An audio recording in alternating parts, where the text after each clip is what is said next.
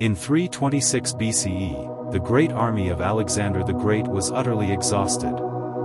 After months of continuous combat under heavy monsoon rains in India with no clear results, his soldiers grew disheartened and mutinied, forcing Alexander to order a retreat. However, misfortune had not yet released its grip on them. During the withdrawal along the Indus River, a strange phenomenon suddenly occurred. The water reversed its flow, and a massive wave surged down upon the weary army. This event is known as a tidal bore, a rare occurrence where an exceptionally strong tide pushes seawater back up a river. For Alexander, who was only familiar with the mild tides of the Mediterranean, this must have been an enormous shock.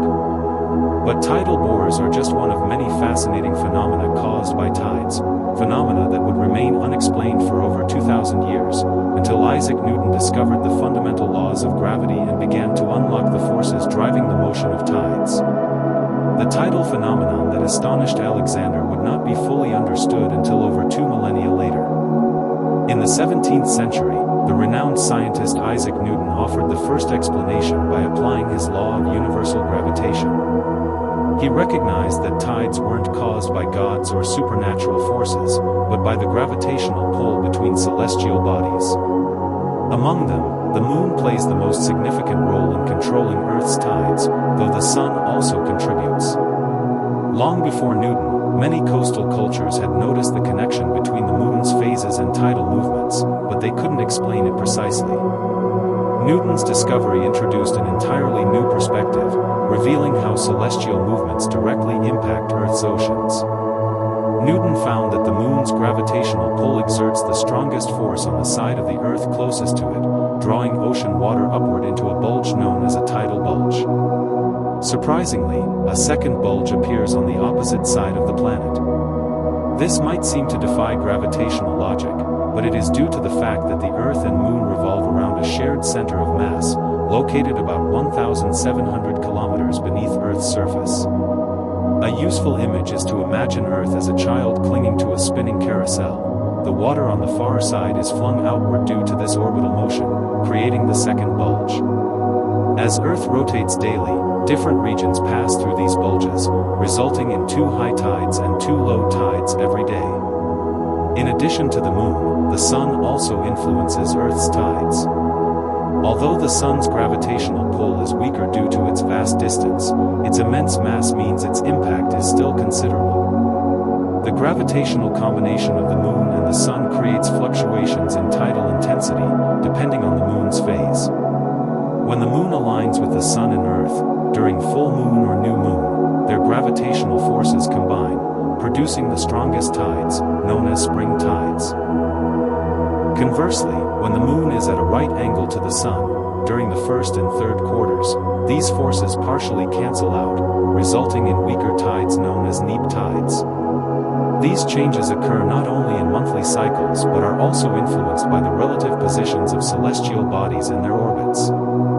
Thanks to Newton, we now understand tides as the result of a complex interplay between gravity and cosmic motion. While gravity from the moon and sun primarily drives tidal activity, local geography determines the intensity of tides at any given location. Broad, flat seas or enclosed bodies of water like lakes or inland seas experience very weak tides due to limited space for water to shift. In contrast, narrow bays, river mouths, or inlets can produce powerful tides because water is forced into a confined space, amplifying its height dramatically. As a result, some places in the world witness tidal shifts of several meters daily, while others barely detect any change. However, even the strongest tides on Earth are minor compared to the immense tidal forces found elsewhere in the universe. Phenomena such as volcanic activity on Jupiter's moon Io or the hidden subsurface oceans of Enceladus and Europa are all caused by the intense gravitational pulls from their giant planetary hosts, showing that tidal forces are a powerful and far-reaching cosmic force. Within our solar system, tidal forces are not limited to Earth but significantly affect other celestial bodies. Jupiter's moon Io, for instance, endures the strongest tidal forces in the solar system. The continuous stretching and squeezing caused by Jupiter and its other moons heats Io's interior, triggering intense volcanic eruptions. Similarly, Jupiter's moon Europa and Saturn's moon Enceladus are so affected by tidal forces that they've developed subsurface oceans beneath their icy crusts, environments that may potentially harbor life. In other star systems, some planets orbit so close to their stars that they become tidally locked, where one side permanently faces the star, and the other remains in eternal darkness. As a result, one hemisphere burns under relentless heat while the other freezes in shadow. Although Earth hasn't yet been tidally locked to the moon, over time, the friction caused by ocean movements will gradually slow Earth's rotation, eventually bringing it to the same fate, though this is expected to take an incredibly long time. Tidal forces don't just cause the daily rise and fall of oceans, they also have long-term effects on Earth's rotation. As the oceans continuously shift to align with the moon, the friction between water and the planet's surface generates a small but persistent drag. Over millions or even billions of years, this drag slows Earth's rotation, while the moon slowly moves farther away, currently at a rate of about 3.8 centimeters per year. If this process continues, in around 50 billion years, Earth's rotation will slow to the point where it becomes tidally locked with the moon, meaning one side of Earth will always face the moon, and the other side will never see it. A single Earth day would then equal a current lunar month. However, humanity needn't worry about such a distant future.